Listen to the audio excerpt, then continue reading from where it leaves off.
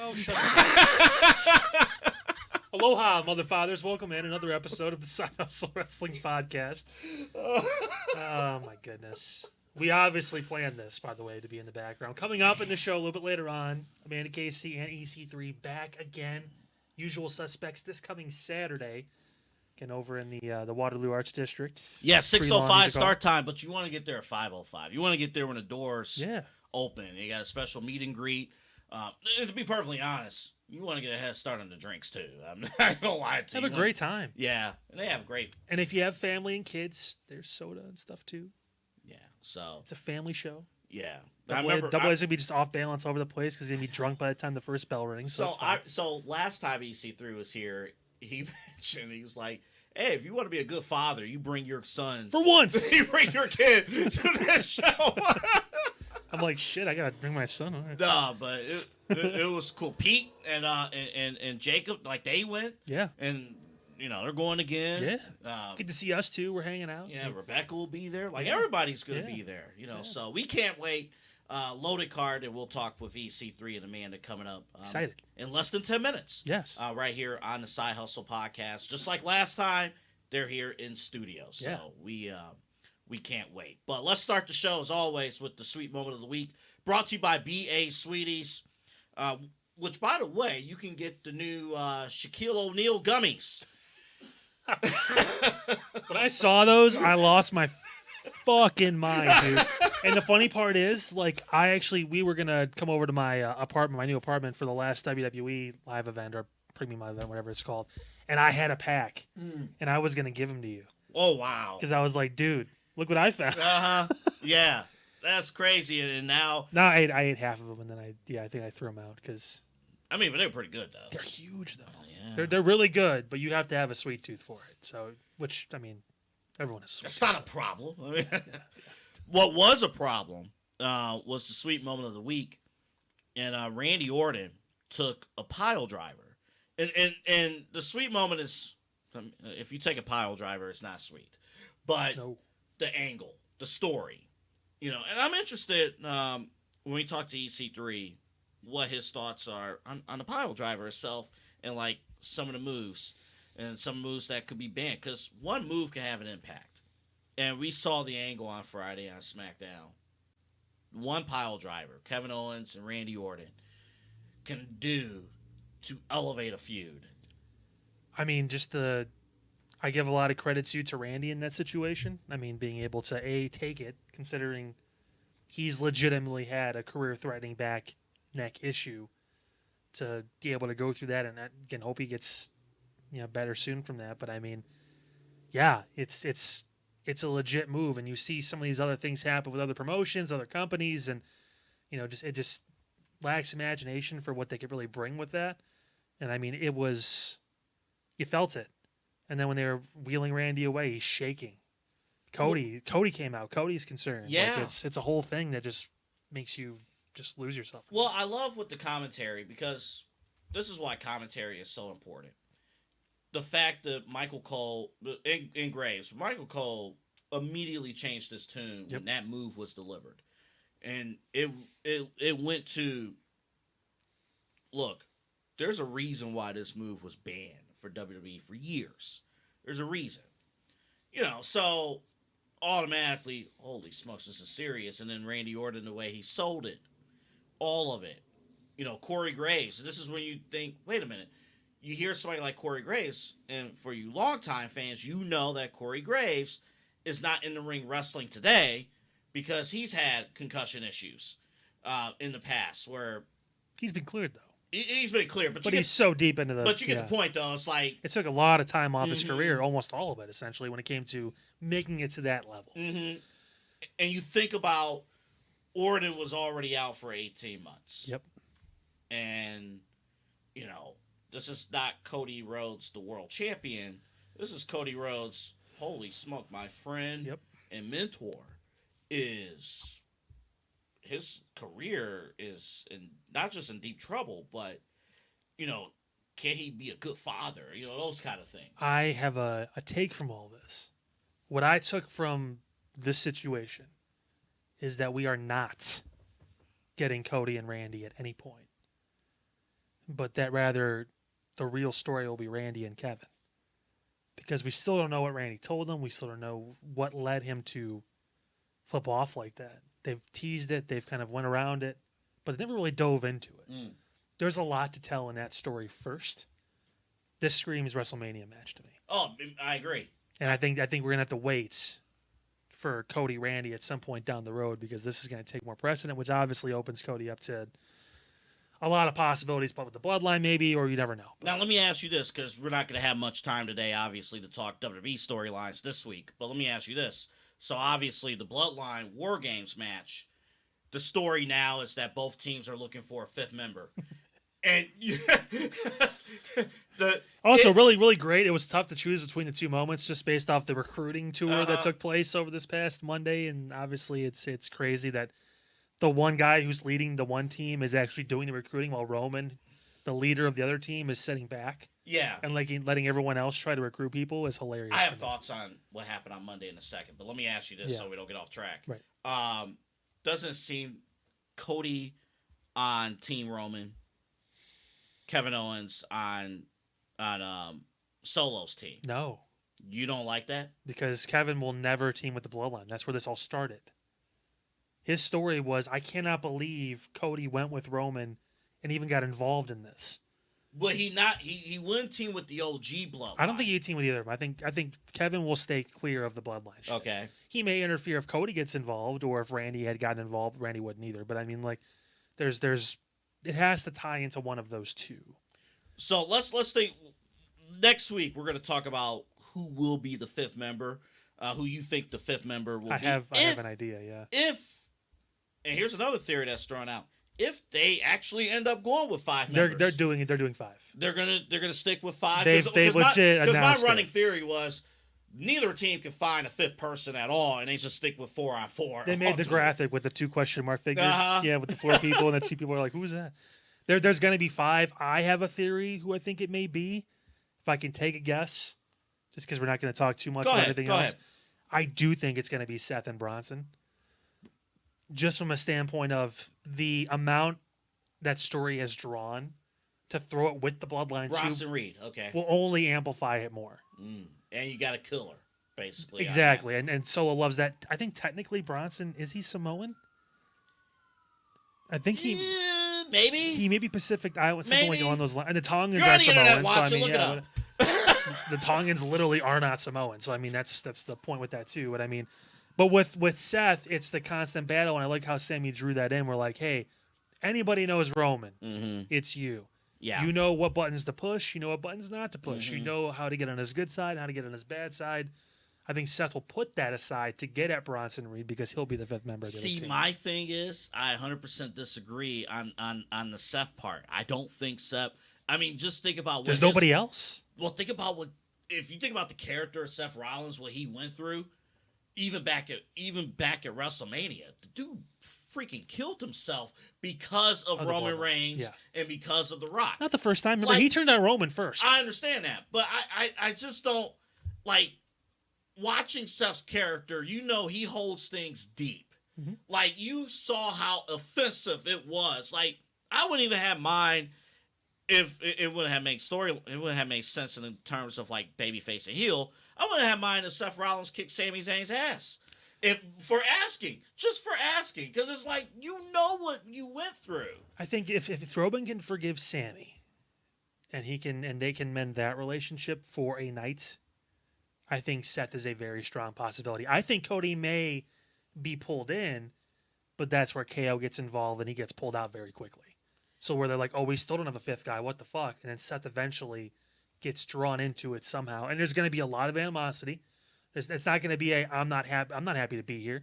I don't want to fucking team with this idiot. I don't want to do this. I said the next time I was in a ring with you, and he still might do it.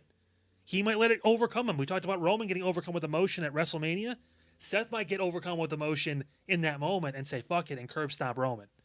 One little thing to point out, too, and again, EC3, Amanda Casey coming up in just a minute or two here. One thing to point out, Roman Reigns, if you really think about it, has he apologized to anybody?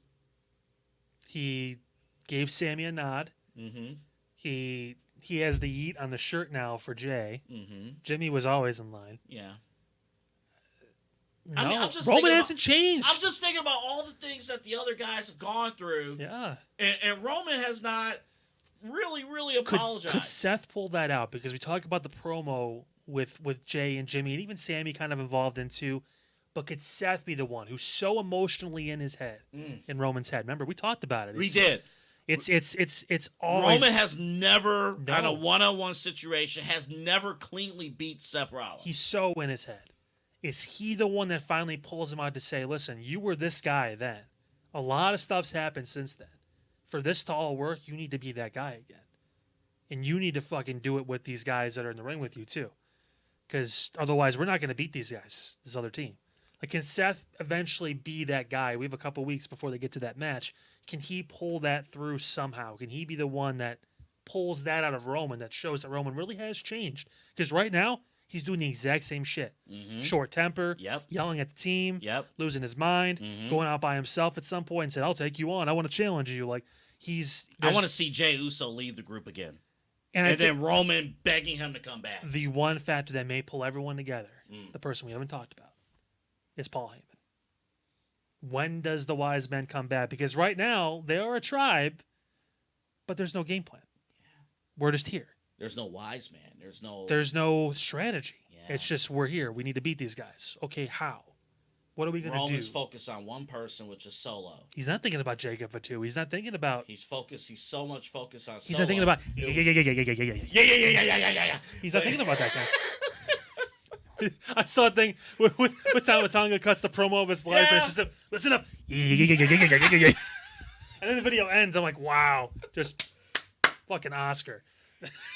I will tell you this: the new bloodline, they are no longer the Temu bloodline. They have stepped their game up. Wow. They are no longer the Temu bloodline. So fuck the pay raise. You just got promoted. You got promoted in my eyes. Solo's that dude, okay? I will not criticize Solo. Wow. You know, Solo's emerging is one of my favorite guys. Jacob Fatu is always there. The dream matches too, him and Seth, and man. they tease that shit because they know like there's so much there. Yeah. Like Braun Breaker was brought into this a little bit too. I mean, Braun and Jacob Fatu, we talked about, could be a WrestleMania main event in a couple of years. I mean, it's all right. EC3's waiting outside Amanda. Let's real quick talk about BA Sweeties.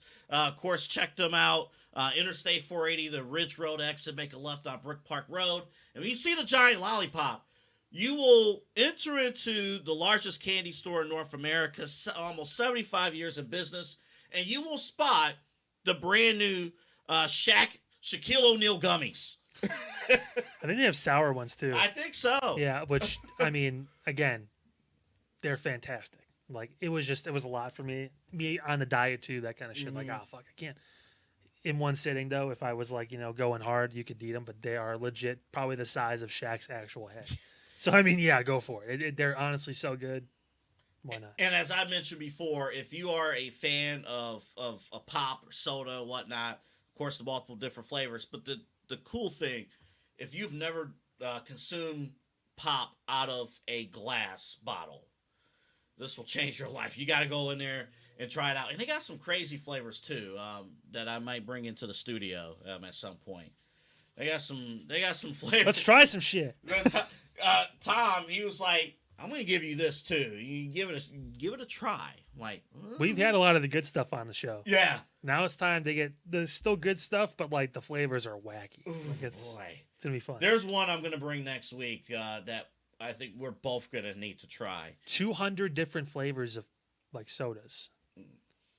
We know obviously the soda shop up front is the 30 different flavors of the ice cream and the different milkshakes and all that, but 200 different kinds of those sodas in the bottles, and we're going to try a few. And don't forget, too, when it warms back up, coming up next spring, of course, the golf lane as well.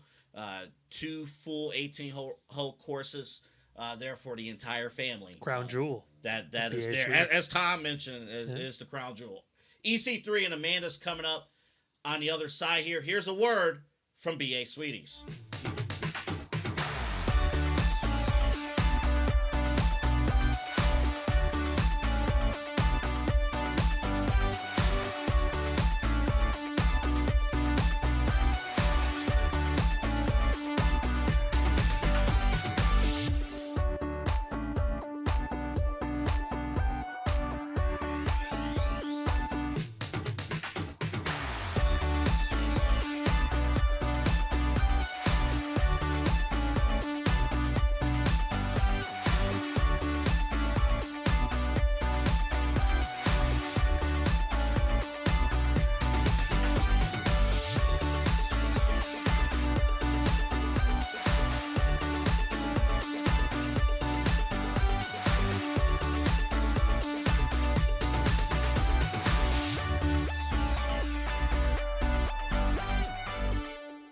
Welcome back.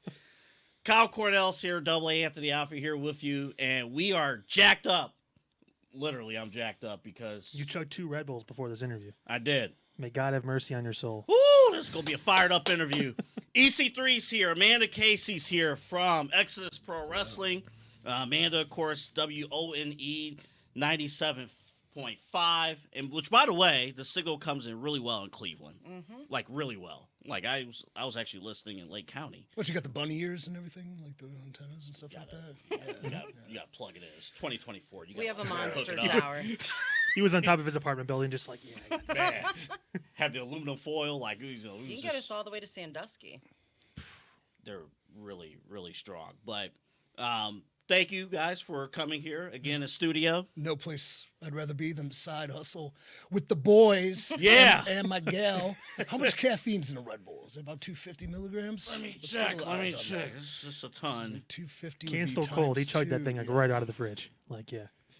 Yeah, it's up there. 250? Mm-hmm. Okay. Yeah, So, yeah, it's up 500 milligrams of caffeine. I see your Red In the Bull. I raised darkness. you my 4 shots of espresso on top of the other 4 Oh, my I already goodness. had. Seems like you have to wake up at Let's like 3 in the go. morning. Yeah. Have Who's the to most or get caffeinated to? today or the side hustle podcast? Who will stand up first during this segment? We will find out. I'm not going to medal. Yeah, I'm going to finish 4th. I couldn't help but notice the last time we were here, 2 things are a little different from last time. Number one, I'm not wearing a suit and tie this time. Correct. Thank you. Is that because of the other thing? I'll give it a round of applause. That's great. But I think it's because of the other thing. Yeah, the other thing. There's something that was here last time that is not here anymore. I know, the greatest relic in wrestling history, the most prestigious championship in all of professional wrestling lore. The NWA World Heavyweight Championship is not around my waist, nor around my shoulder, nor in my possession. In fact, that honor now belongs to Thom Lattimer, who you can see defend it this Saturday at NWA Exodus Presents Usual Suspects live at the Tree Lawn in Cleveland, Ohio. And it just so happens I do actually have a rematch for that match, and it will be myself, it will be Thom, and it will be the third wheel of all third wheels, Richard Holliday, a.k.a. Most Marketable, who's a little bent out of shape over losing his title shot to me at our last show, Journey 2. It's a real devil's triangle. You know, EC3, man, you put in a lot of work over the past year plus with that title. Yeah. I saw the social media stuff afterwards, kind of taking some mental breaks from really the ups and downs of being a champion. Can you kind of talk about what you've experienced over the past number of weeks as you kind of gear up for this opportunity again in this big moment? Yeah. I don't know what it feels like, but I can imagine postpartum depression. What are you looking at me for? Because you've had a child, or 2 to 3. Yeah, so, you know, I don't know what that feels like, but I think this would be the closest I can describe it. Post-title depression, you know. I don't know, when you love something and you work so hard to get something and you do so much with something and you make something so more honorable and prestigious and you bring it up to the next level and then it's taken from you, it's kind of difficult. But, you know, it's like Jordan, you know, you have to come first circle. You have to come back around. You got to stay on the horse. You got to ride the horse.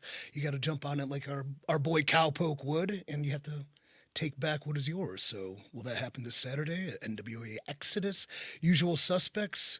We shall see. And so shall you when you come live, 6:05 at the Tree Lawn in Cleveland, Ohio. Now, Amanda, have you noticed a change in demeanor with EC3 since he's lost the championship? Be honest. Because I've kind of noticed, we've only been here for a few minutes, I've kind of noticed it myself. I would say he is consistently cocky, so not necessarily. Karen would nod in the background like, yeah.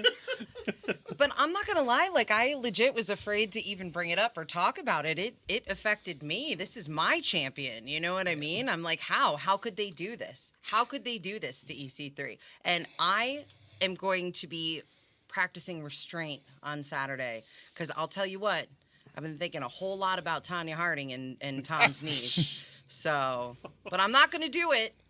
I'm not gonna do it. But yeah, I can't imagine the difference. I do have a question though. Are you still rocking the fanny pack that looks like the belt? No, I've actually retired it. I actually keep my microdose mushrooms in it, and it's in my bedroom. But, well, hey, you know, it's how you deal with anxiety sometimes, right? No, I do not rock it. I think that's an honor bestowed only upon a champion, and I am not he. I am not the in the moment. For now. For now. For now. For Right. now, yeah. Like she's You right. know, Go ahead. I understand the cockiness. I get it. Believe me, I get it. Kyle and I, we both get it. It's just, it's different when you're not the champion. Yeah, I mean, cockiness, some would say, I would say supreme confidence. You know, I am the greatest living professional wrestler alive. I get that. I am the linchpin. I am the focus. I am the face of the National Wrestling Alliance. I'm the face of Exodus Pro. It's a burden, right? And, you know, when so many people depend on you, especially when you're champion, I don't want to blame anybody, but you can lose focus on yourself when the hopes and the dreams and the aspirations of so many others depend on you too. So I don't know, you can almost feel like you're failing them, you know, some aspects, but then failure's not an option. So we all have our hills to climb. We all have our burdens to overcome. We all have the struggles that make us great. So in this moment, I am not champion, but the one thing about being a champion, winning it, that's one thing, but retaining it is a whole nother thing. And for 1 year, over 76 title defenses, I retained that championship. I am the king of retain. Read into that what you will. Thom Lattimer, once that luster wears off a little bit, once that schedule picks up, once that body breaks down, we'll see how he can handle it. Yeah, I'm curious because obviously recent experience with both of these guys. But Richard Holliday being thrown into this and kind of being in this triple threat, I mean, it makes a lot of things. You could lose this match without even losing this match, technically. Have you thought about that? I mean, because that's a thing where, yeah, not technically, it could happen. He could get pinned and you could not be involved in the result. It's the craziness of triple threats. What kind of match is it? You said triple threat? Yeah. Yeah, three's in my name, okay? That's true. I do everything in threes. We're a triangle-based company. Do you understand that? That's why our entranceway is a big triangle. Triangles, isosceles, they all have meaning and they all have intersections. And, you know, it's like, I don't know, there's God, the Son, the Holy Spirit, right? Great things are in three. Do I understand the predicament that possibly I can lose this match without actually losing it? Yes, but I can also win this match without necessarily having to defeat Thom Lattimer. And I do have an experience over Richard Holliday where I have defeated him at Journey 2.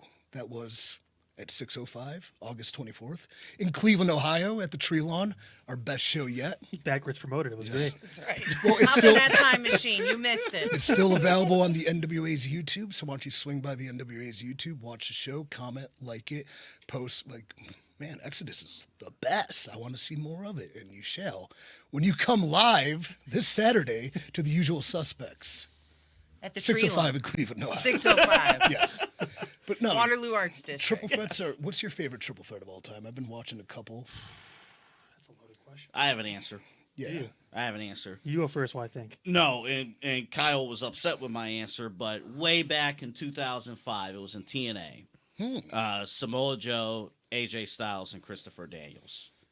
But I know it was technically like an Ultimate X match or whatever. But Did they have the thing hanging up? See, that takes away from a little bit. I know But it those- does. I know it does. But that was the first thing that came to Yeah, mind. when TNA first started, though, like when it was the weekly pay-per-view, I remember buying it to watch those three guys.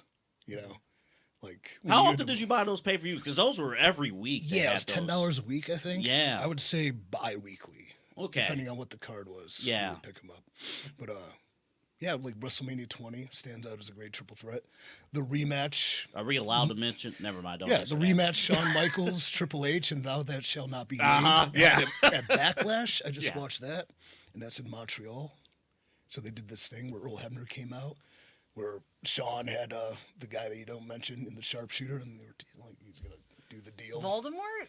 Yeah, in one way.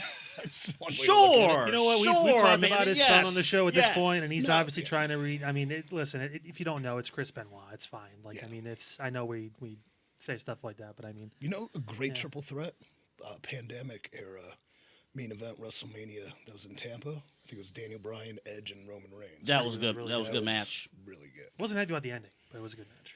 Dude, you weren't happy about it, but the way they put it together was really cool. Yeah, the match was great. Like the way it was, you mentioned, like put together, everything worked perfectly. It felt like with both guys getting pinned, it was like, man, that just really That's, kind of. or that's building something that lasted 5 years That's true. to the point of like, you have to think about it too.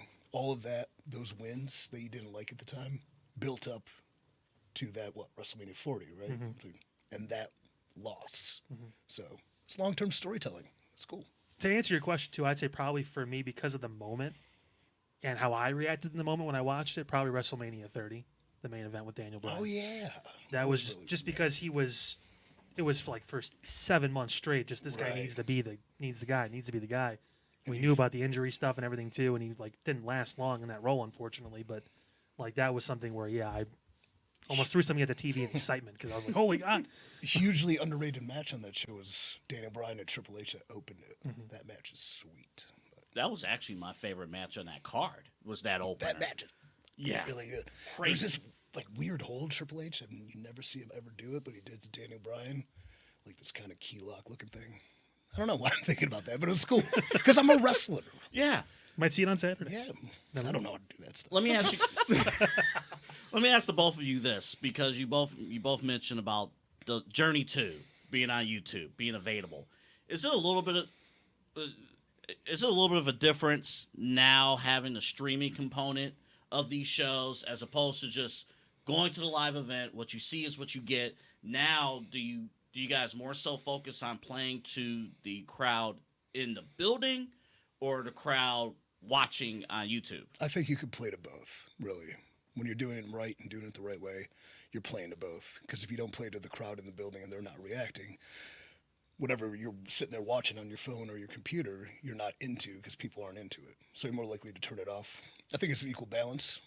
But I would say making certain things make sure that cameras can see them. And we're new in, this, and we're not like, we have professional production company, but still, like, at the end of the day, we're not the mainstream promotion yet, so there'll be fallacies or faults and things like that. But I think it's also great for the talent to have that opportunity that, maybe 20,000 people see this, maybe 50,000, maybe even more. So it's a great opportunity for them. They definitely want to look at the cameras when they have their moments. You got to play to the live crowd, though. You just don't want people sitting there bored. Well, you mentioned you could do both. I mean, there's definitely a Yeah. way where you can obviously cater to both sides of it and make it all mean something. Like, you guys have been to TV wrestling, like AEW or WWE, right? WWE, yeah. Yeah. Did you ever I've been to both. feel like when they have commercial breaks, do they keep you invested, or are you just kind of sitting there going, waiting for 2 minutes? It's very noticeable that WWE does a much better job just because they've done it longer. Yeah. And they know the live events. They know how to do it. They're an oiled machine. Where Yeah. they got standard, like, running a package that they're going to run every show, or like, kiss cam with whoever. But to be fair, like AEW, I know they haven't done a lot of great things lately, but they have improved in terms of, all right, year one, we don't know what to do during commercial breaks. At least now they show stuff. Yeah. So it's a little different now. I think it's important to keep the live audience's attention to expedite the show so things keep moving too.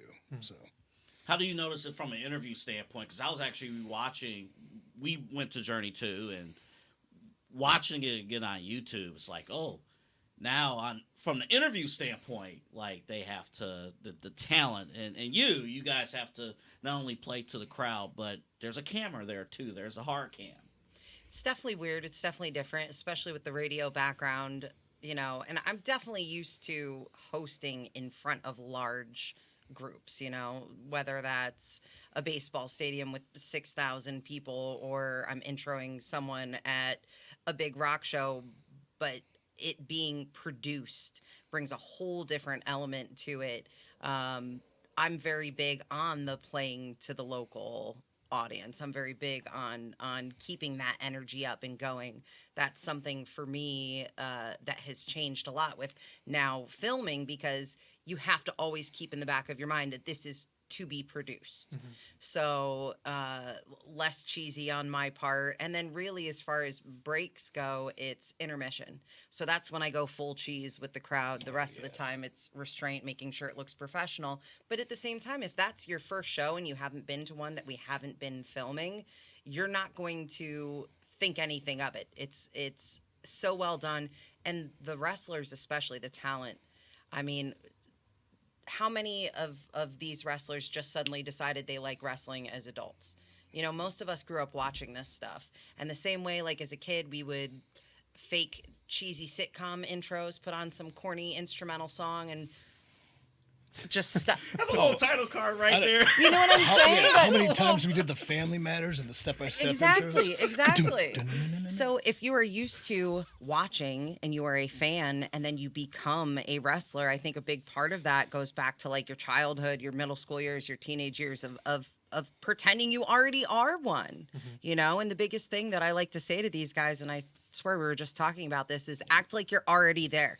Yeah. You know, you're not an up-and-comer. Act like you're already there because it sells the whole thing. Act like you've already made it to the big time because you are in the big time now. Especially with an audience like you guys are diehard wrestling fans. Sometimes if we don't have, you know, like families or people that are casual fans, they don't know the difference between someone that's AEW to one of these guys. So perceive yourself as that.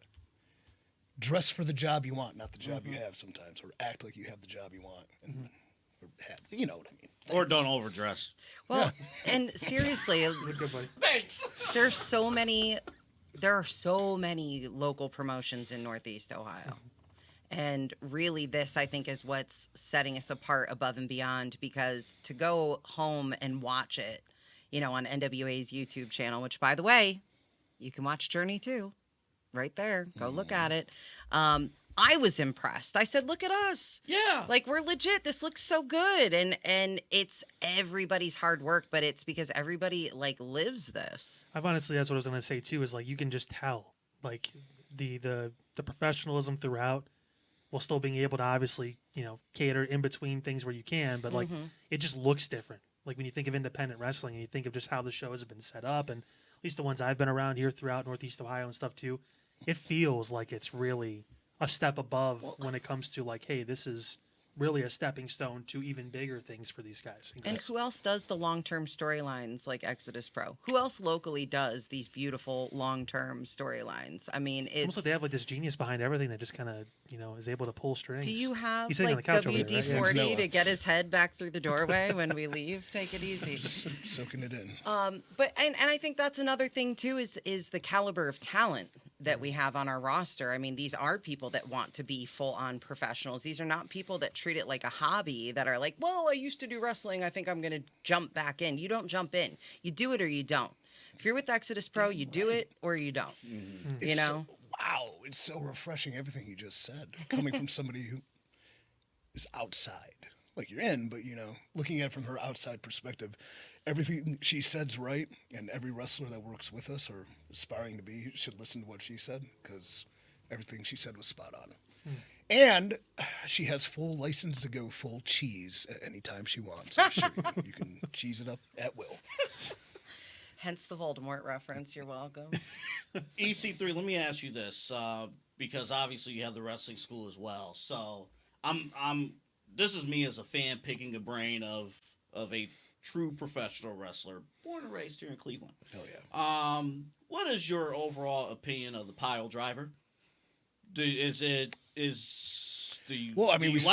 like it being used? Do you hate it? You know, I'm only asking because WWE did an angle with Randy Orton and Kevin Owens, and it was banned basically. But AEW, they, you know, Will Ospreay, he uses it all the time basically. Yeah. What's your opinion of that move or any other dangerous moves? A move of that nature needs to be treated with the respect that the WWE treated it with.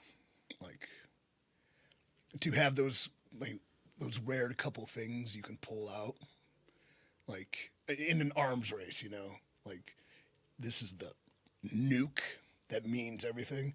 And I can remember like Steve Austin and Kurt Angle. Steve Austin pile drove Kurt Angle on a stage before their match, where I think it was in Pittsburgh, where Kurt Angle won the title in 2001 after their SummerSlam thing.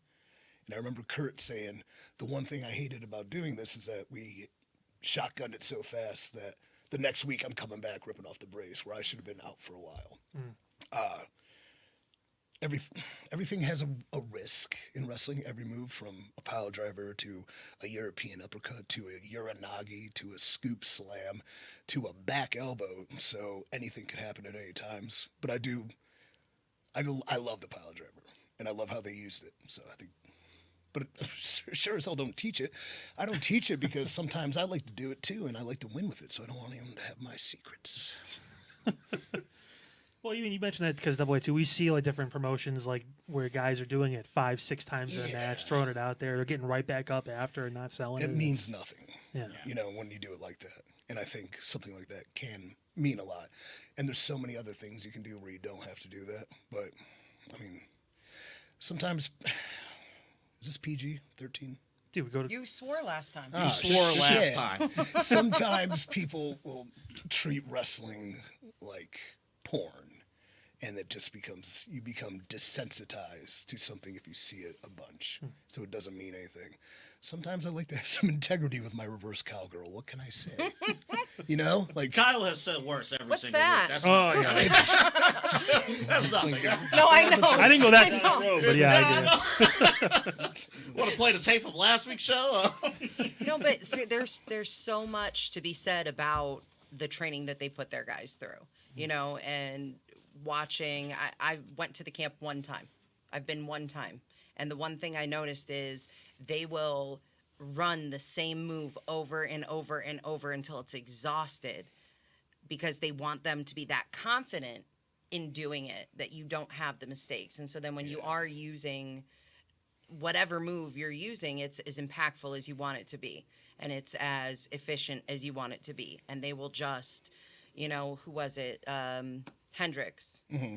Yeah, he was learning this sweet little move where, you jump up onto the rope and then you grab the guy and pull him back with you. And he kept going until he wasn't nervous anymore because you can't be nervous doing these things. You have to really be an expert at everything that you do. And they just... You weren't there when he... Oh. Broke his leg? Yeah. No! Not doing that move, but... So, like, anything could happen. He practiced this sort of intense maneuver she's talking about multiple times to get it right. And then on a random happenstance, landed and shattered his ankle. And that's what the practice is for. God forbid that happens in a ring where you're doing a show, but everything is expertly executed. Yeah, but things happen for a reason, and Jason Hendricks will be part of Journey 2, and he'll have a wheelchair. So let's see what happens. It's gonna be We great. had the same I should not aircast. be laughing at actually. somebody with a wheelchair. That's a handicap. Terrible person. Shouldn't be doing that. I mean, what do you think of the pile driver then? It needs to be. I love that angle because we don't see it.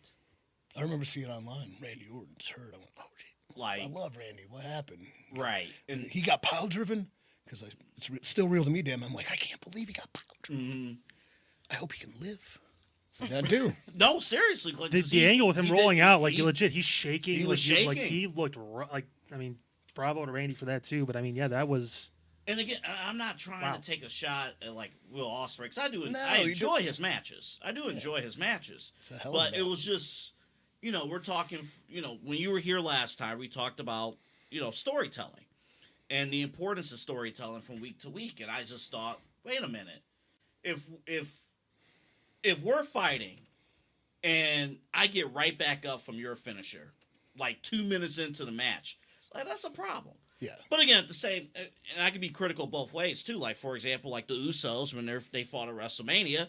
All right, you don't have to do the super kick 40 times. Right. Like Shawn Michaels, you have the sweet chin music. That's your finisher.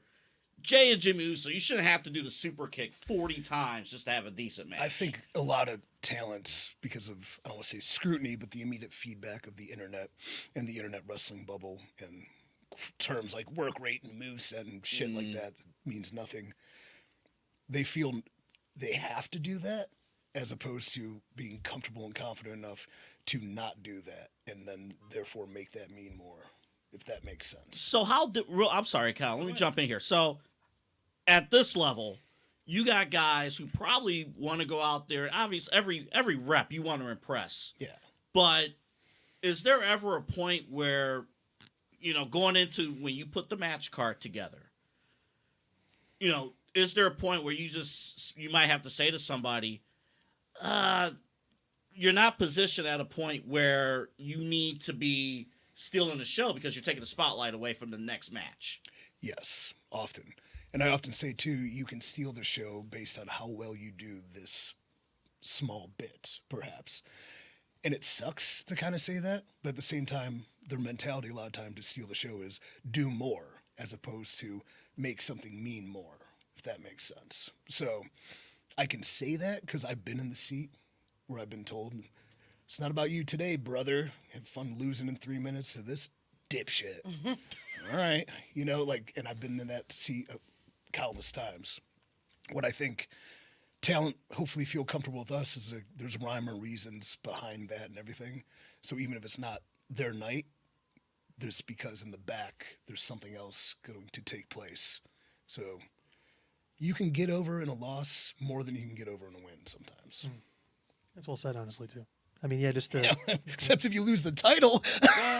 You know, if you lose the world championship, you just might as F well, all that. You just might as well end it.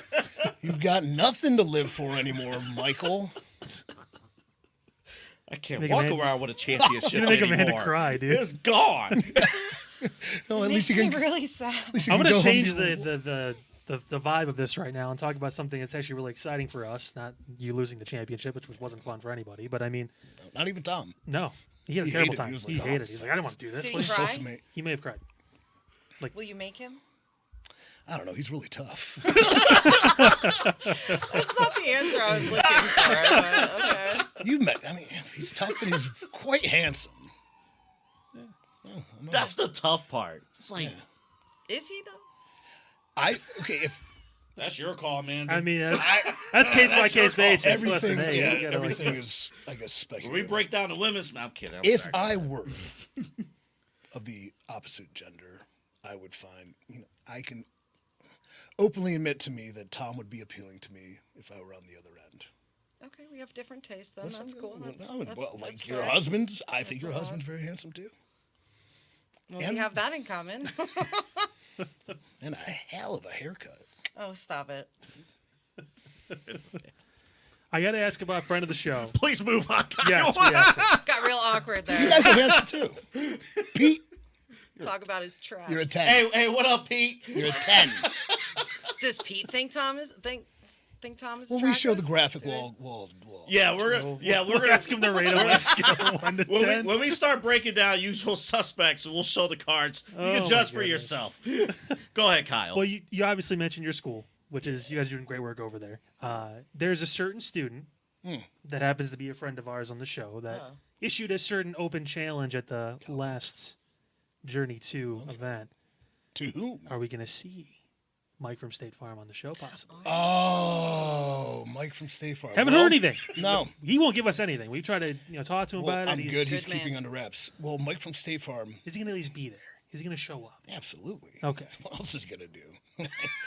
So Mike from State Farm's an interesting case because when we started training, he was the only brand new to wrestling person we had, the only quote beginner, fresh beginner, because a lot of these guys came with experience to like learn the other facets of the biz. And he's 40.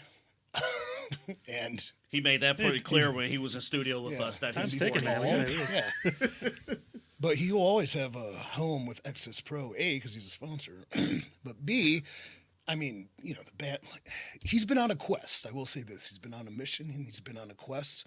He feels everything that has happened to him is based on Pastor CeeLo and his nefarious ways. He won all those novelty checks. I mean, he just kept, and then, like you heard in the promo he cut at Journey 2, available on YouTube, like, he lost his wife. He lost his home.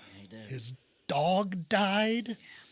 But only when you hit rock bottom do you have somewhere to go, and that way is up. And I believe Mike from State Farm is on his way up. Is he ready in the ring yet? He might need a little more seasoning. He might need a little more fine-tuning.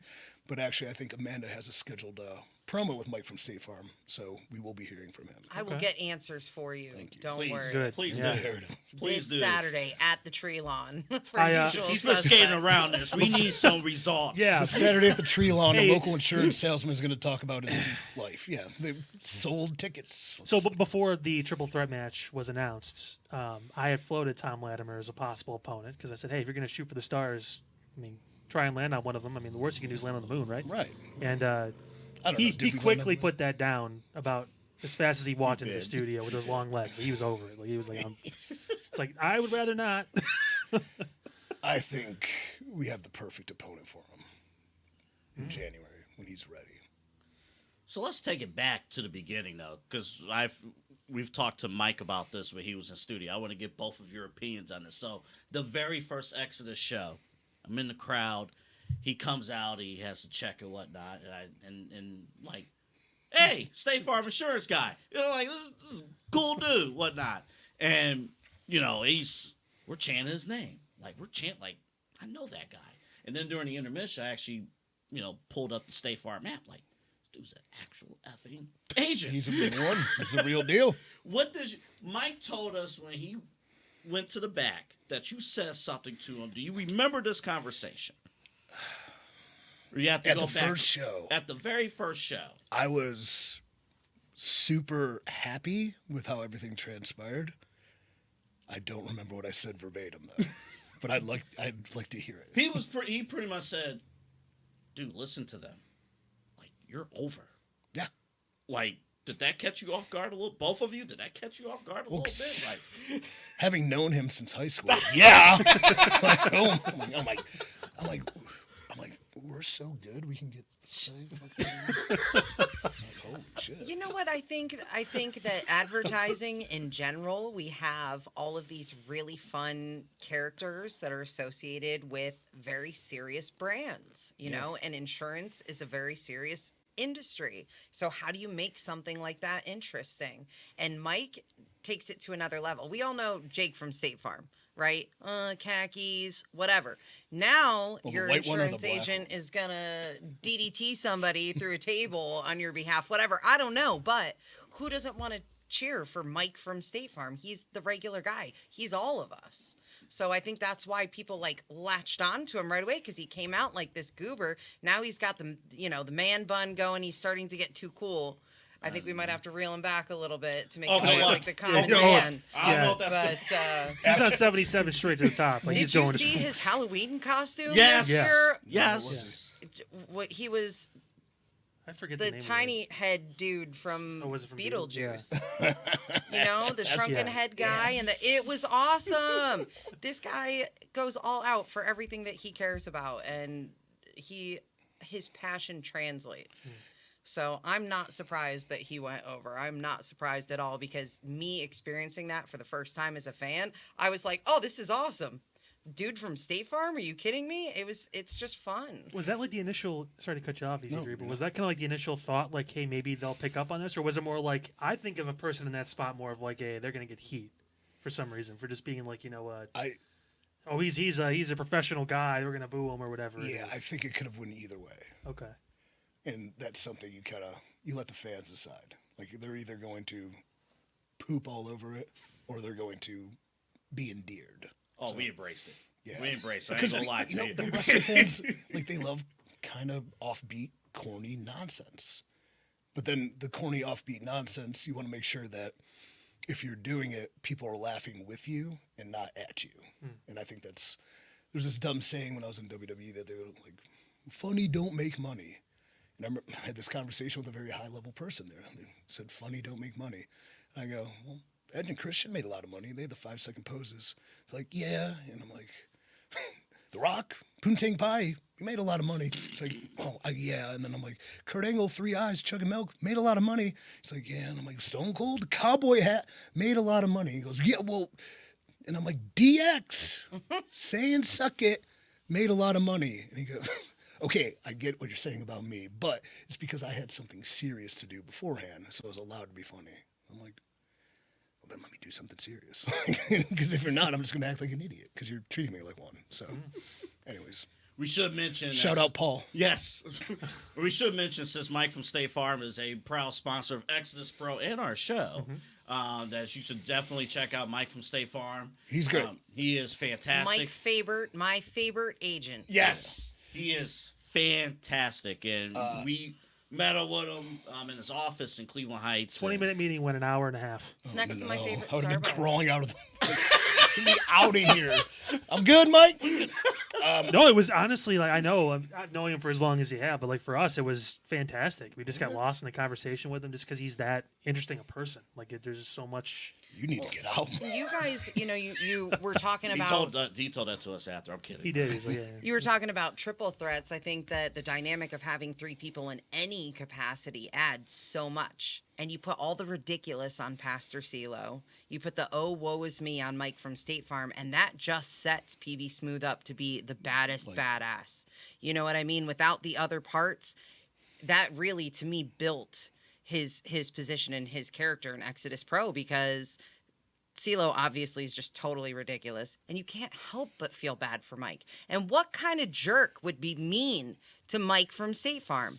PB Smooth, that's who. It's like the perfect blend, and that has been just the most fun storyline to watch. And tell me Mike is not going to be the ultimate underdog now after watching this whole thing go on. It's perfect. That's our champion. I have a sick, twisted fantasy I'll clue you guys in. That We were just talking reverse You cowboy. talked about if you were a girl, you would love Thom Where we Lattimer, so going? you're making me I nervous. here. really want the original Jake from State Farm versus Mike from State Farm. Oh, get out. Yeah, Can we find that guy? I think we can. He's got to be bookable. So if anybody knows that information, find the original Jake from State Farm, please contact us at Exodus, please. Or if you have khakis and a polo. Your name happens to be Jake. Wait till you see this. Wait till you see his ring. We gonna just go outside, pull somebody. What's your name, Phil? Not today. It's not Today, get your behind inside. Doors open at 5:05. You got an hour. Just go. Right. Start stretching. Start stretching. Start getting after. Speaking of which, because the doors open at 5:05, I know the show starts at 6:05, but why should fans get there early at 5:05? Oh, I have no idea. I'm always late. What do Listen, you if you... He's like, wait a minute. This Because- is your time. This is your time. I'd be walking ahead at 6:04. Listen, one of the biggest things that I say about coming to an Exodus Pro show is you have people that were on the ultimate level. You have people on the way to the ultimate level. And I compare it to minor league in baseball. You know, this week you're playing in Lake County. Next week you're going to be playing for the Guardians. So if you want an opportunity to get some face time with somebody who's going to be massive, that's already entertaining you, show up at 5:05, hit that merch section, get over there, get yourself some merch while you can get a t-shirt for less than $40 before it costs you $60. You know what I'm saying? Like this is that chance to get in there and meet these people face to face and, you know, get that interaction. So, you know, plus you can get snacks, you can make sure you get a good seat, all that other good stuff. And they do VIP packages. Yeah. So sometimes with the VIP package, you get to see the big dogs like EC3 or Tom or whatever, and you want to make sure that you're there to be able to take advantage of all of those Well, I think, opportunities. yeah, our VIP meet and greet's going to be Dante Casanova this show. Ooh. And I think that's really cool because when we show the graphic, he's going to be in Dante's Inferno. So Noah and myself contacted our graphic guys, and we want to make like a comic book cover so you can get an original copy of that kind of signed by Dante. Nice. Maybe you can catch PB to sign it too. I don't know. We'll see. But if he feels like it. if he Yeah, feels like it. that's always, you know, a little iffy. Before we break down the match card, I do want to get your take on how you put the matches together and the lineup. Like, do you think at all about what match should go where and, you know, how it flows within the show, or do you just say, hey, main event, and then just work your way down or work your way up? No, it's a science, and it's a conversation I had with Billy once, you know, of the Smashing Pumpkins. William, WPC, like when he puts together a set list, what's the mentality? And it's like you hit him something here, you do this, you do that. But Noah, sitting on the couch over there, and myself, put great thought and depth into how we structure these things. Because you want to be on a roller coaster, right? You want to your peaks and your valleys, your ups and your downs, where you say there's that spot where it's not really meant to steal the show. They still have that opportunity to steal the moment they're in. But sometimes people need a reprieve. If something's really heavy and hard, you kind of want something lighthearted afterwards. If something's kind of goofy and nonsensical, like Mike from State Farm, you might want to follow it up with something that's like a little more harsh. So definitely a lot of thought, but it's not an exact science, and we battle with that. I think we have a good formula going, but sometimes you got to break the formula too. So we're going to break the formula actually this show. So when we talk about the card, I know Noah's not on camera, but I do want his thoughts. He's like, yeah. And you might have to steal my microphone or Amanda's, somebody's. And you'll probably be off camera, but that's okay. But you guys talk about putting the card together in those battles. From your perspective, what's the science behind putting the card together, and then is there an eternal battle of putting the card together? Before I answer your question, to answer the reason you should go early, The there's dark a match. dark match. Yes, there is Yeah, a dark thank you. match. No, he was typing up notes and nobody saw the notes. I'm allowed to curse? Yeah. I wrote on my phone, there's a dark match, dipshit. And I was just showing him. We booked it in Amanda Louisville. handled it very well. Yeah, no, Amanda did great. But there is a dark match. Yeah. It's going to be fun. It is going and to be a lot of fun. in the spirit of how our shows were initially live only, keep a dark match. But when it comes to booking shows, honestly, I just have great mentors, like that taught me a bunch, like him, Aaron Stevens, and so it kind of just it's a formula, plug and play. We have a roster of the best wrestlers in the Midwest, and sometimes Dante's from Florida and Tiffany's all over the place, and so it just becomes plug and play. Honestly, it's fairly easy. Yeah, I was curious about the actual getting these guys and girls to come in too. The difficulty with trying to book certain people. I know there's certain people that are making their first appearance on the show for Exo Pro on Saturday, and just what goes in the thought process of that, how it works, because you guys do tell long-term stories and try to work through, but you also have some people that maybe will come in like the situation for maybe 1 or 2 matches, something like that. We've created something that we're fortunate that a lot of people want to be a part of.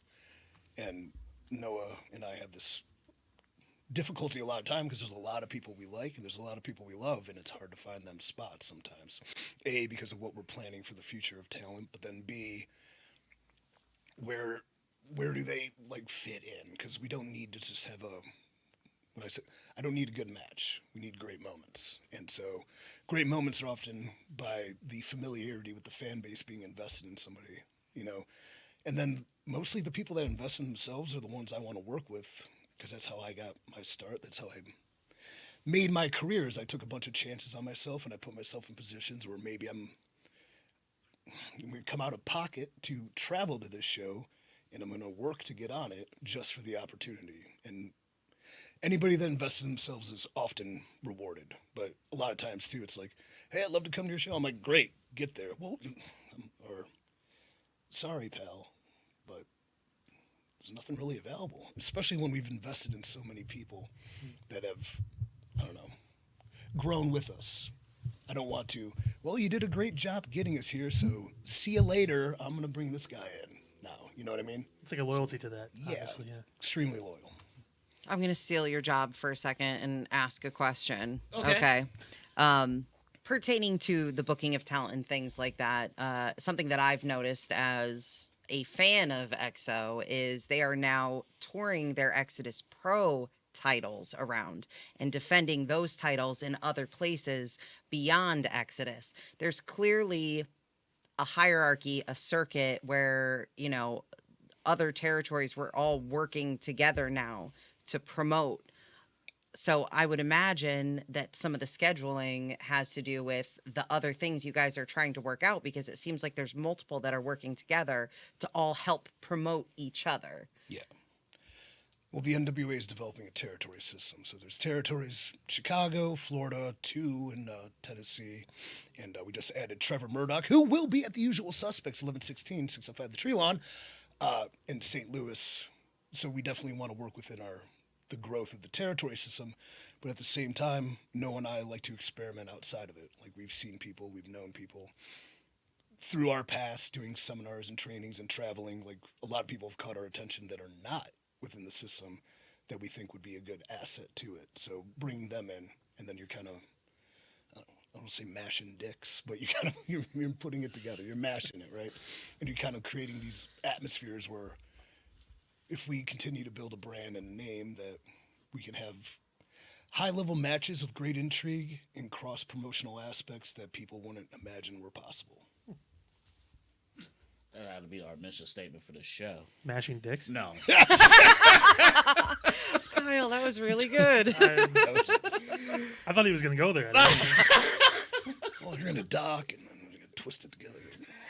No, you guys definitely look like a crew. When the Exodus people show up, at other places, and you can see it in the pictures. You can You see can, this yeah. this ridiculous camaraderie now that's going on, when they're out in Erie or they're out wherever else. But when you have multiple Exodus people at one show that's not an Exodus show, it's felt.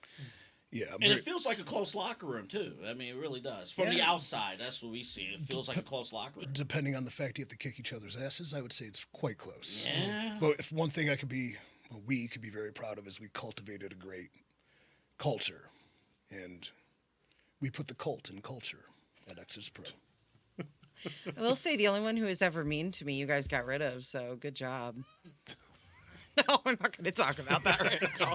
Oh, Whisper really loud in the microphone. was it the text I sent? No. Okay, that was fun. Did you get rid of him? No, he just kind of stopped. Oh my God, secrets.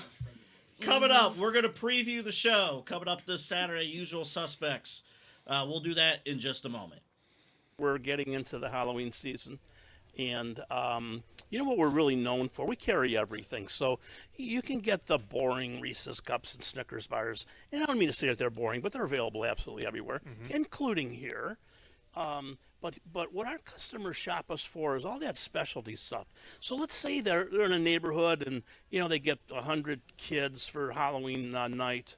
But they got the, 4 neighbors down kids that they absolutely love. So they get something really special, and that's where we really shine, because we've got over 5,000 different items in the store and about 600,000 pounds now. What should fans who might be watching you here in Cleveland for the first time, they look you up on the website, on the app, they call you, what should they expect? Yeah, I mean, first off, between me and my team, you're going to get one of us. If you want to deal directly with the man, you're more than welcome to. I don't mind. I love working with customers because I look at it this way. I have a lot of good life experience financially. I've said 12 years of banking. I've got now 2.5 years of insurance. I have a lot of money and just kind of life and financial stuff knowledge. So that's what I look to do, is to truly help people get from that point A to point B financially.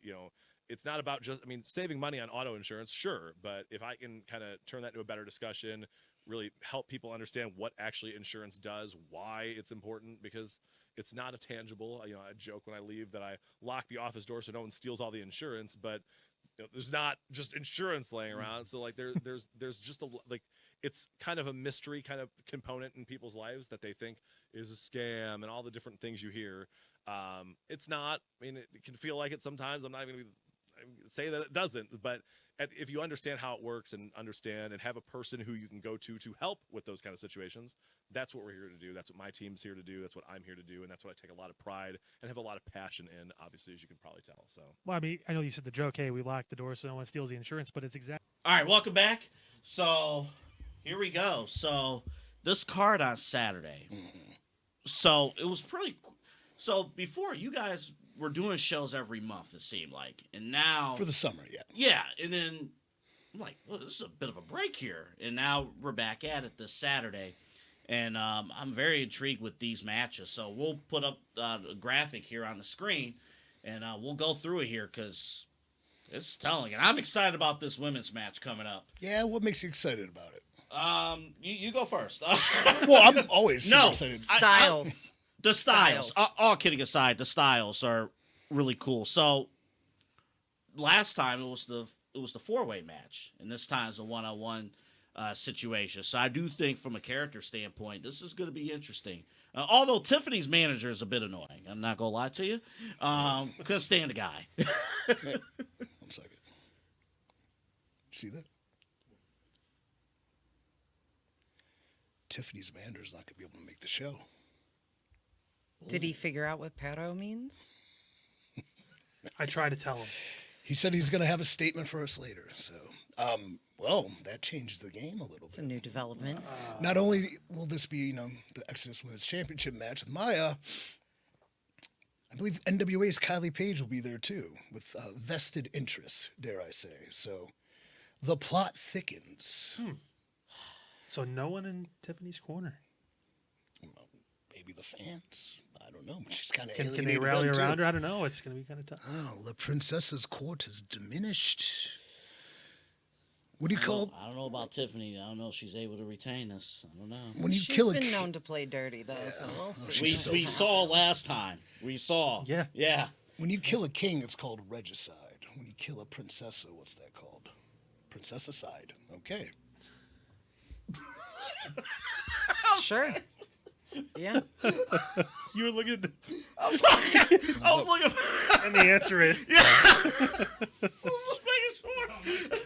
I know. I was gonna say something more along the lines that you kill a princessa, it's a new champion. But I mean, that's I just want to point out this show we edit nothing out, so I make sure. you are a joy.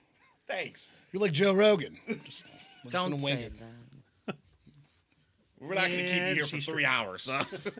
Because some people. Never Let's talk mind. about DMT already. The fluoride Some in the people water. might not show up. Speaking of DMT, I'm just gonna throw it to the next match because we have a Yeah, six-man let's tag go. team Yeah. match. Next Yeah. graphic, Pete. Oh my god. There it is, the DMT. Oh man. Well, Manbun Jesus, Sam Beale, Lord Crewe. We're having a little bit of a rematch, but the stakes are higher with Carson Drake and the Slimeballz. Aaron Stevens has a promotion within the NWA. He's now the director of territorial development. Excuse me. And so what he's done is he secured 2 title shots, one for the Exodus Midwest Championship, one for the Exodus Tag Team Championship. And this match is a victor goes the spoils, and he's presenting it. So the winner of this match will have a singles title shot and a tag team title shot. So Poor Carson. Does that mean he's not gonna run away this time? Yeah, I was gonna say he might have to stick around and try and. Hold finish the on. What do you match. mean, poor Carson? He is looking at his a face. very serious and legitimate professional wrestler. I don't And know. he keeps getting stuck with these stinky, slimy, ridiculous children. Well- You don't think he's getting fed up with it? Illyria, Pepper Pike. Just want to point that out. What, You'll like does, that. what does that have to do with anything? It just What does that have to do with anything? Geographical heat. Okay. Well, I don't know if you. What I see in that situation, dear sweet Amanda, is that this Carson Drake is almost utilizing them to do his quote dirty work. And considering nobody's more dirty than the Slimeballz, perhaps that's part of his master plan. I kind of see it like you got Richie Rich on one side, and then you got the Goonies if they were covered in shit on the other side. And then he's utilizing those aspects to perhaps secure his future. oh shit. I mean, do you, Carson, baby, do Yeah, you? I'm sorry. Ugh. So if you go back to the Journey to YouTube, just watch the Slimeballz entrance. It's Messy. It's very messy.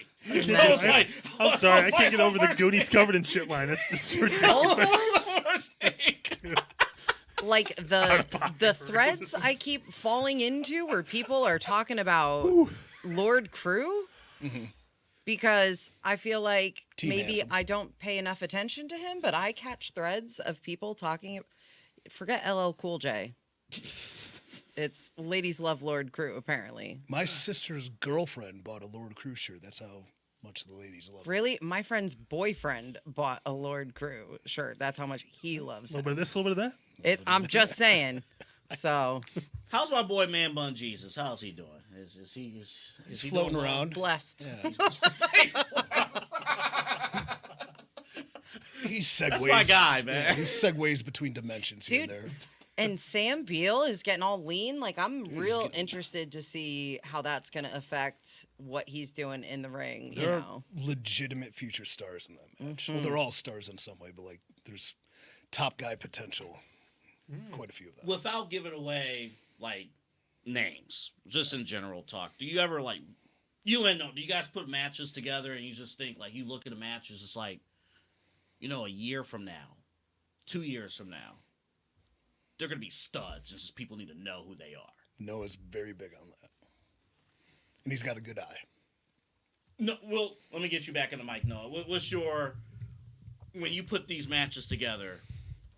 Do you have that eye and vision and just say, all right, 2 years from now, one or two guys, or in fact, this entire match, this feud, whatever, this is going to be the real deal? All the time. That's all I think about, honestly. Like, there is... I think our roster is so strong, and there's so many guys and girls that in a few years you're going to look back and be like, they were all in the same show. Yeah, it's like going back in the day and seeing an old wrestling DVD, and like they're all on this, like some weird off-beaten show. Like, AJ Styles, Samoa Joe, this guy's on the product. Like, what the? I'm getting mad, you know? It's there's so many people that just have this strong potential that you just look at and you're like, okay, there's something there. They just need to work with the right people. And a lot of that will be me saying I want to use this person because I want them to learn from him and from Aaron Stevens and from a Thom Lattimer or a Trevor Murdoch. A young guy that I think has a lot of potential is going to learn a lot from Trevor Murdoch on Saturday. Yes. Yes, he is. But there's a lot of that. And like looking back, Dante Casanova and PB Smooth. I think in a few years when that match happens, it's going to be selling out a building. Yeah. Hopefully. That's huge. Tiffany and Maya. Yeah. Same thing. Even just going back from the first show that you guys had to even now, Amanda, you talked about it the first go around that we were here. Like, it's like, man, you see the growth now, you know, and then like even a year from now, and like it's really cool to see. I think that's the point. That's the point of me saying if you want a chance to get close to these people without having to pay a $500 meet and greet, now is your time, because Exodus does not mess around with people that are messing around. You know, these are all top caliber talent that are all very serious about this being a career. So they put the effort in, not just in the ring, but in the personality and doing the promo to give everybody that full experience. I mean, and then obviously when you're being trained by somebody who has done it, that's a lot different than getting with some local little promotion, you know, with a bunch of people that are like, we really love wrestling, so let's keep putting on shows. That's not going to push you to the next level. If they've never seen that level, how are they going to show it to you? True. That's It's definitely a leg up. Yeah. I won't actually drop your mic. I mean, you could try, but it's going to take a second to undo and yet unscrew it. And it's just, All right, Pete, let's go to the next match. The Slimeballz. Oh, my goodness. Well, having said that, here's Noah's little match. Oh, Hayden. All right. Yeah, Hayden Backlund versus Trevor yikes. Murdoch. It's almost like he comes from a famous family. Some would say. He's a real Backlund, not a fake one, too. So, yeah, you have a former NWA World Champion, a former WWE Tag Team Champion, a surly, grizzled vet who still is at the top of his game against, I like to call Hayden a Gen Z douchebag, is how I envision him. And Noah's one of his biggest advocates, and it's not hard to advocate for him because he has a sky-high amount of potential. So, let's see what happens. It's a really fun match. Is that a secret message in Trevor's bangs? Oh, my God. Does anybody else see that? Could we get our tinfoil hats it on just and me? decipher this? Looks like DMT. Aaron. It might be. Is this one of those situations? It does! Yeah, it does. It's like the 3D print. Like, it took me a minute. Hell, once you see it, you cannot see it. It says buy tickets. Oh, wait, is that Tree Lawn doors at 5:05? I see it. I see it. What's the website? Exodus Pro Wrestling? ExoProWrestling.com. EXO EXOProWrestling.com. You know, Pete was going to be great this week. I won't have to put down any graphics. No, nothing. I mean, this is going to be all good. It's in a case with Hayden. I wanted to ask real quick: is this a situation where he's good, and that's a problem in this match? I never think it's a problem to know you're good, but then how good are you? We go find out. Well, sometimes you got to throw the baby shark out into the water and see if he can swim with another big shark, right? We go find out at 6:05 on do. Saturday. Baby shark, baby shark. We're both going to have it stuck in our heads. You're welcome. It's gonna be a full blast on the way home. Go ahead, Pete. Here we go. Yes. Here we go. The master of the canvas. Well, he was victorious in his signature match, which was the Master of the Canvas Presents, and that was the first time it ever happened. It was Ashton Day's Starry Night, and Ashton Day did see stars that night as Sebastian was victorious. So these two young upstarts have a, what we would call what in baseball? A rubber match? This will be their third encounter, perhaps final. May the best man win. Speaking of baseball, EC3, Yeah. huge Guardians fan. Yeah. I saw you during the playoffs. Oh, Yeah. he was the He was all over the mayor place. of I know. Cleveland It was. during that run. I should have had flyers on me for the show. I forgot every time. Dude, but What a disappointment. Ashton legitimate star. He introduced me to some of his music at the last show, and he's got one song that's like on repeat in my playlist right now. Really? Oh, So to hear it. he's on Spotify. Just search for Ashton Day. and he's from here, correct? He's from Cleveland. Yeah. That's big time. That's Love big- that. Yeah. Speak real quick about the Guardians. You know, everyone here in the studio are huge fans of the Guardians. You may actually want to chop me now after I tell you who I'm a fan of. Well, you're probably a fan of the Yankees. Yeah. That's okay. One thing I noticed about the Yankees fans, Frontrunners. a lot are for sure, but the ones that love baseball, like watching the game with them, they were very respectful. It's like a handshake and like good job, see you tomorrow. And they won. I'm like, Where the hell were these Are you fans when I talking went about to the Yankees Yankees game fans? back What in are you April? talking about? This is There like was Tristan a few. McKenzie was Maybe it was getting the being real, a microcosm. It's great. the ones I encountered. But then there was, I will say a lot of them are assholes, okay? But then there were some Cleveland fans that were egging them on to where this really annoying Yankee fan was like, Yanks at 5, Yanks at 5. And, the Cleveland fans like giving them like, shut up. Because if they win, he's right. And they won, and he was right. And what are you going to do? And it was Like, in five. Beat him up. Yeah, Yeah, it was but in like, Assault. That's the answer to every unanswerable question, okay? Kick his ass. Pat Kenny, Vice President Please of Talent donate to my bail Relations, fund. VP of Talent Relations with NWA. Pat Kenny, you might know him as Simon Diamond, right? Huge Yankees fan. So we had a wager where the winning team, we would wear their opposing jersey. So I had a Reggie Jackson away jersey on in the entirety of our last show we filmed for NWA. So felt Hell good to no, be I on. wasn't agreeing to doing that. No. I forgot I that You knew gave Kyle me was a ideas for Yankees next fan. time. It makes me want to leave now. So Yeah. there's a story behind it. It's not like I just one day decided, oh yeah, I'm a Yankee fan. The first Oh. professional thing I ever saw was Derek Jeter's debut. That's cool. So I just was You a Cowboys fan too? no Saints fan. That's okay. I have family in New Orleans. Yeah, Stop Drew Brees- judging me, Drew Amanda. Brees is cool. Jameis, I like Jameis. Don't tell me what to do. You should have started the whole season. Okay. But My first. we can talk about Deshaun next time. Let's keep it rolling. My first memory. We talked was about it enough. watching Tim Couch throw an interception. I said I want to be a fan of that team. Do you want Tim Couch awesome memory when they came from behind and beat Baltimore on that Hail Mary? And Baltimore fans are real horrible. But Tim Couch running off that field and he did this. I was like, that's my guy. If they had an offensive line, he would have been great. They had nobody else. Sean Watson. Never mind. No. If he could have an offensive line, it wouldn't matter. I admit I wanted him here, and I was wrong. Not for that price. But anyways, Let's move on. Back to wrestling. Let's go to our next. there we go. You're getting James. There he is. NWA World Heavyweight Champion. Florida Championship. Thom Lattimer. Yep, triple threat. Anything can happen. We talked about it in great detail. This is kind of something, too, is like, as much as I dislike him, I respect Richard Holliday. I think he's a main event player for any company. And the fact maybe the other TV companies aren't seeing that yet. I think this is a good platform Has for him he to show it. has he gotten his flowers yet? He's been asking for this for a while. I don't know if anyone's. He got hit Didn't in he the... have flowers last time? Yeah, he had a He flower. never seems satisfied with the flowers he gets. Yeah. though. Yeah. He's kind of off the books conversation. He wants to do a casket match and then put the flowers on them. Stop I it. think that'd be cool. Well, the mustache definitely helps making him look more intimidating, so that's cool. Yeah. Do you guys believe in the theory of like your hair can determine whether or not you're a baby face or a heel? That's a theory.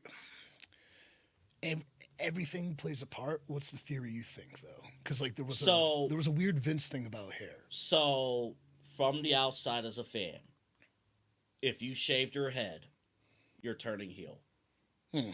That was so the weirdest thing when Bradshaw cut his hair, Oh, then it became JBL. became JBL. I think hair is a good asset to evolve a character at all times, which I've done a few times, and I might be doing now.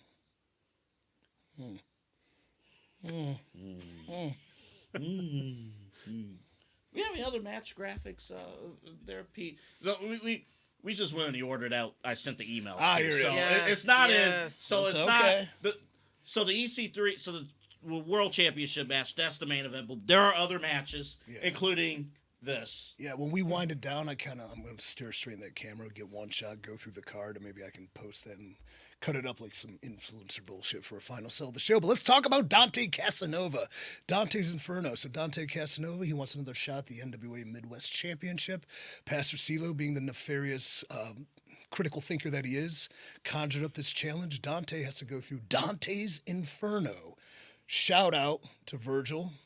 Shout out to the Divine Comedy, one of my favorites. So how many circles of hell can Dante go through to get this title shot? We'll find out this Saturday. I'm very curious to see what this means. Yeah. By the way, Pretty Boy's smooth. He does not play. Like No. he keeps it playa. Yeah, he does. He does. But he is very physical in the ring. Subscribe to his Patreon. Does he have one? He is very physical in the ring. I'm not going like that was the thing that stood out to me watching him last time. Like he really he'll make you pay in the ring. He's another guy too, like all the tools were there and it wasn't hard to make him that much better. Like, he was great. Till when we got him, he's ascended in his role tremendously. Very proud of him. The one thing I noticed too, even in Journey 2, like you talk about like the flow of the matches. This is credit to your entire team, but if the shows fly, Good. they fly. Yeah, nothing's worse than a 4-hour show where you're just like, what the I mean, I don't want to. I'm like, we were an hour in, and it's like, oh, it's already intermission. It was crazy. Yeah. They got a lot better at that. Yeah, no, it took time too, and it took getting used to policing people's times. And No, and that's a serious thing. And the more that you develop them, and the more professional they get, and it's so many different parts and pieces between the production, the people in the background, and then the wrestlers themselves, and then even our little bit parts, And then now with the introduction of commentators, that's even another whole nother level. But I think that it's the stories have gotten better. People are more invested in those stories, so it feels like it goes faster, but it does literally go faster. You're looking at people that have spent a year doing this now. So everything it's quicker. They keep you, and it's just like you were asking about, how do you decide what order to put it in? And Dave Matthews, I like to quote, because he says, you do a quiet one, a loud one, a quiet one, a loud one, and then something in between. yeah, Same that's thing. great. You keep that pace going. You keep people's energy up, and you guide them through it. And then, 2 hours are gone like that. But their ability to do all of that within 2 hours is what they've really gotten, expert at in the last year. Two Step is my favorite DMB song. I like number 41. Oh, that's good too. We do real quick do we have stuff on? Or no, we got this. Yes. Cristiano. He's already. This is one of those things where you can go either way. The Roman Triumph. So Cristiano Argento retained his crown in the Caesar skirmish, one of the most brutal and crazy matches in the history of professional wrestling. Watch it on NWA's YouTube, Journey 2. But he remains the Caesar, so he's hosting himself a celebration. Do you know what a Roman Triumph is? I do not, other than just a toga. No, a triumph is when a conquering general or emperor or military figure comes back into Rome, and they have this parade right through the streets, and the citizenry are all cheering, and then they have a big feast. They have wild animals, and sometimes they even have a human sacrifice. So Is someone going to die on this show? Don't answer that. do Do not answer that. They definitely march their prisoners of war through the people, and they throw tomatoes at them and rocks. It's Is this why you guys asked me to wear white? I didn't know what I signed up for. so. I'm not a virgin. Pick No. somebody else. I said off-white. Eggshell's fine. I opened this door. I'm so sorry. Shut it. Okay.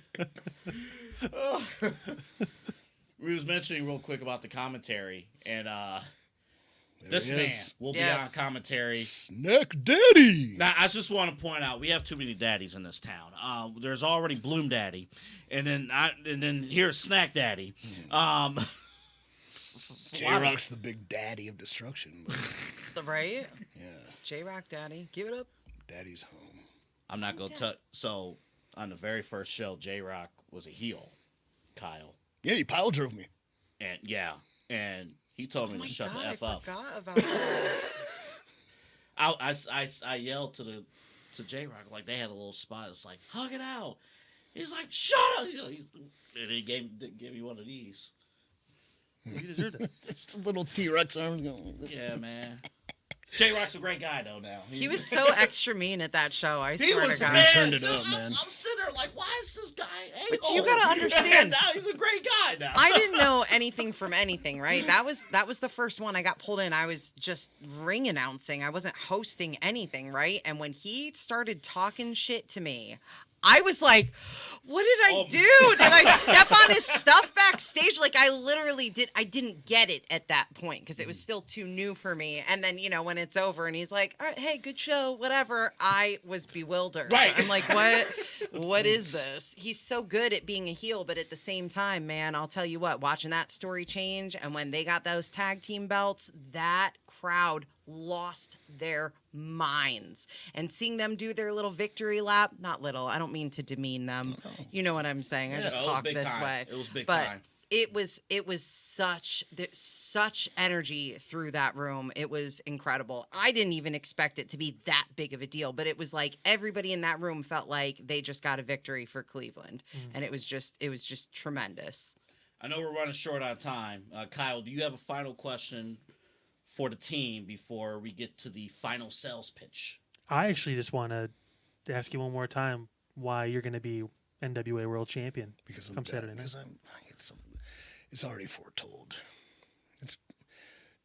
You'd think being a 3-time World Heavyweight Champion, I'd rest on that because 3's in the name. But I'm more into derivatives. So like if I want to put a prime number attached to it, maybe I could be a 9-time champion. Well, when I win it next time, I'm never going to lose it again until I retire or die.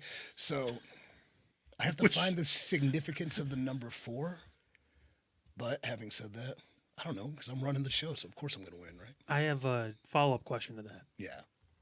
If you don't win, what's next for you? Time will tell. Maybe a reimagining, revisioning, re-envisionment. Maybe I'll just go away for a little bit. So is there thoughts in your head of like, hey, if I can't get it done this level, do I walk away? No, there's thoughts in my head that if I don't get it done this time, I should probably go to Costa Rica and take ayahuasca and find God, and then come back rejuvenated, and then really take it back. But until then, Okay. yeah. I don't advocate DMT, mushrooms, or ayahuasca. I'm making jokes, guys. I thought After we were the show, he's planning a gonna- field You're on a trip. podcast. You'll be fine. You'll be perfectly fine. I'm a little. That really raised the stakes though for this championship match. It really just like. And we're dealing with in theory, 2 different kind of levels. We have NWA Exodus and NWA proper, and like what's happening there and what's going on over there. And we're in the midst of like negotiations and TV deals and all these other things. The plate is full. I think as a company, it behooves them for me to be the champion because Thom could barely speak English, though he's English. But we'll see. Okay. I have no follow up for that other than, if we can, let's put a single shot on EC3. Real fast, I just Go want to ahead. say the amount of hell I put Thom Lattimer through for 2 years, he kind of owed me one. Like, I reamed him and destroyed him and emasculated him and hurt his soul multiple times. So I guess I was due for one. But we'll take it back this Saturday at the Tree Lawn. All right. At what time? 6:00. Doors 5:05. Show starts 6:05. Check the dark match out. Meet the stars of tomorrow today. And by today, I mean Saturday. All right, let's put the one shot Okay. on Mr. EC3. All right, hot content thing. 3, 2, 1. NWA Exodus presents Usual Suspects this Saturday, the Tree Lawn, 6:05 p.m. And on the NWA's YouTube. Yeah, we're going live, pal. What do we have in store? Glad you asked. Major League, the tag team champions of Exodus Pro, are defending in an open challenge. Who has the gumption? Who has the gall to accept that challenge? I have a good idea who it's going to be. Then you're going to throw it to the NWA World's Champion, the WWE Tag Team Champion. This man has had championships everywhere he's gone. Now he's here in Exodus Pro. Trevor Murdoch against our own young Gen Z douchebag Hayden Backlund. Can't wait to see that strap match. What do you mean strap match? I mean, these two gentlemen are to be tied together. Nowhere to run, nowhere to hide. Sebastian, the master of the canvas, versus the Ultra Star, Ashton Day. It is a rubber match. Who is the better man? Find out Saturday. Bring it on back. We have Aaron Stevens presents. To the victor go the spoils. A tag team title shot. Repeat. A tag team title shot. A Midwest championship. Midwest championship shot are on the line as the Slimeballz and Carson Drake will be in a 6-man tag team match against Manbun, Jesus, Sam Beale, and the spin kick master himself, Lord Crewe. Tune in, find out, see it. It's gonna rule. Guess who's in town? You didn't? Good guess. Strictly Business, Brandon Beretta will be in action. The most exhilarating wrestling star you have ever seen will be at the usual suspects. Throw it back. We're going to go to intermission. What happens after intermission? Oh, my Lord, PB Smooth, the NWA Midwest champion, is on top of the world. But that world might belong to Leo Fox, who has earned a championship match through his hard work, his loyalty, and his dedication. You're going to throw it back from that. What's going to happen next? Who's the next challenger for the NWA Midwest Championship? Good question. Is it Dante Casanova? Well, if he can survive Dante's Inferno, it will be him.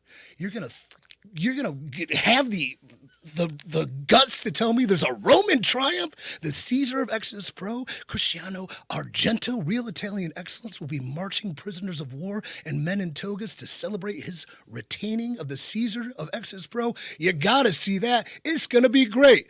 Or the worst, Maya World challenges Tiffany Nieves, La Princesa herself, for the Exodus Pro Women's Championship. A lot on the line. Kylie Page will be there. All eyes on those women. Can't wait. Main event, Richard Holliday, a.k.a. Most Marketable, v. EC3, a.k.a. Overman, v. NWA World Heavyweight Champion Thom Lattimer. Triple threat match. Whom is leaving Cleveland, Ohio, the NWA World Heavyweight Champion? Find out this Saturday. Let's see. Ow! Okay. Thank you. Checks in the mail.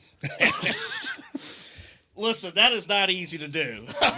It's not. I remember watching Dana White do those all the time before pay-per-views, and he was just going a whole different level and stuff. That is Gotta dial in. Didn't see the trick. It's to say 3, 2, and don't say anything on the 1, and then boom, you're in there. Wayne's World taught us that when we were young. I still like. I always forget we're the same age. Oh man, well that's gonna do it for the show. The show went all over the place, but as always, we bring it back home and we wrap it up. But we cannot wait. Yeah. Our entire team, we're gonna be at Usual Suspects at 5:05. We'll be there where the doors open, and of course, 6:05 the show starts. If you are just getting to your seat at 6:04, good luck. You need to get there as early as possible. Yeah, we actually start on time, so. VIP sold out. Still some tickets available. You got to go to exoprowrestling.com and scoop those tickets up before they're gone.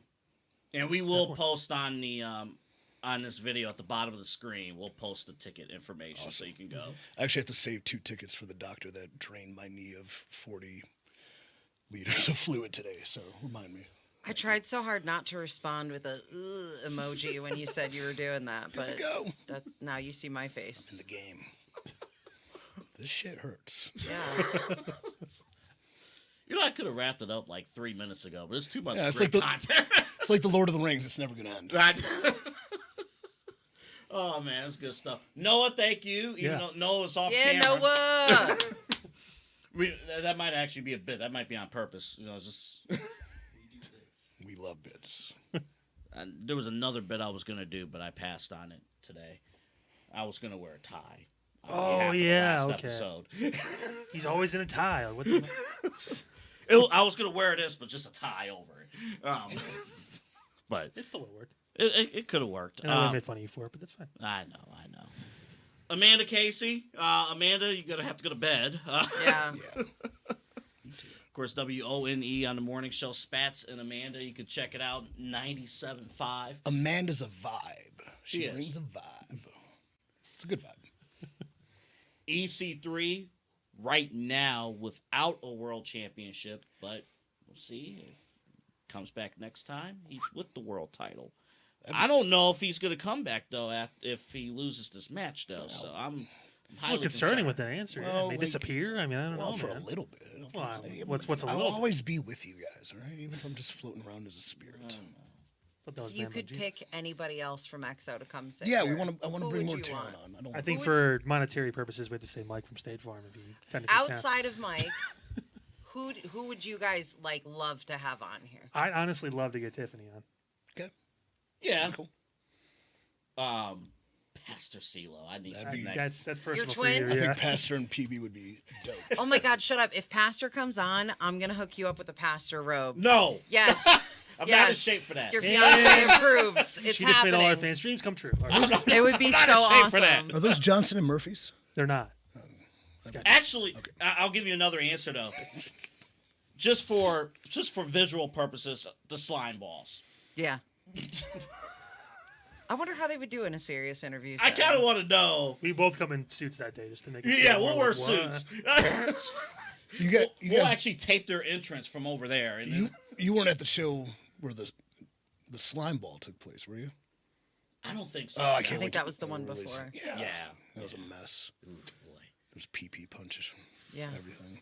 It's a nightmare. Somehow they always end up in the dumpster outside. I mean, if you're prepared for that chaos. The little one powerbombed me through a table. It was I think our audience will love Manbun Jesus as well. Yes. Yes. I think our audience will love Manbun Jesus. I think they would eat that up. But honestly, again, you guys talked about the stack roster. Like anybody would be great, but you don't want to hear that answer. So I just gave you some names. Yeah, we won the wish list. We won the wish list. You know, you guys are official Exodus Pro fans now. You know, and as expert wrestling fans, I had to know who your wish list was from EXO. I think Hayden too would be interesting for me, just from a standpoint of someone who has all this potential and it's seen from the people that are, you know, guiding him along that path. Where he's at with that. So And we'll take, if there's two people or more in a feud, we'll take that too.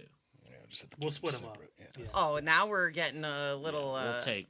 extra there. Calm it down. We'll Well, take. he bounces at nightclubs So, on Saturday yeah. night, so he can always just Where's hop my in third between Red them. Bull? Get Huh? Jake, we'll get Stop Jake. it. Yeah, Jake and Mike from State Farm because they're gonna have a blood feud for the ages. That'd be dope. All right. Can I pay more for my ticket if that? Right? It'll be $20. Here's 40. Forget the ticket. I want to talk about insurance. I want to talk real insurance. Like, What do you I wanna mean get you're some wrestling? deals. I thought you were get going to some- give me a homeowner's Listen. quote. Listen, we're talking top of the line Well, can deals. you save me by bundling? Yes, please. All right, that'll do it. Again, thank you all for joining us here on the Side Hustle Podcast. Again, Saturday, 6:05.